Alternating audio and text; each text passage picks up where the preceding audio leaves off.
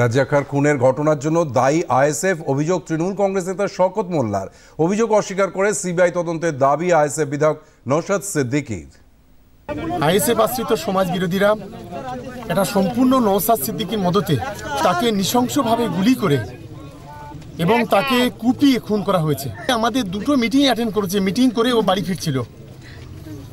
আসলে ভাঙড় বিধানসভা এলাকায় এদের অস্তিত্ব বিলীন হয়ে যাওয়ার ফলে এই আইএসএফ আশ্রিত সমাজ বিরোধীরা এই ধরনের ঘটনা করছে। আমরা পুলিশকে, আমরা দিদিকে অনুরোধ করব যে অবিলম্বে এই আইএসএফ আশ্রিত সমাজ বিরোধী এদেরকে অবিলম্বে গ্রেপ্তার করা এবং তার দৃষ্টান্তমূলক শাস্তির ব্যবস্থা করা। এখন শওকত মোল্লা সাহেব রাজনীতি করছেন, তিনি আইএসএফকে আমাদেরকে দেখে দেওয়ার চেষ্টা করছে। যে খুনটা হয়েছে, যে মানুষটা রাজ্জাক খাঁকে যে খুন করেছে, এর চূড়ান্ত প্রতিবাদ করছি। সাথে সাথে প্রশাসন বন্ধুদের বলবো, রাজনৈতিক কর্মী না দেখে ভাঙড়ের একজন কর্মী মানুষকে খুন করা হয়েছে, এই হিসাবে তদন্ত করা হোক।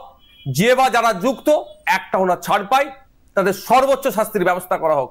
আমরা বারবার ভাঙড়কে চাইছি, বোম গুলি মুক্ত ভাঙড় হোক, হিংসা অশান্তি মুক্ত ভাঙড় হোক।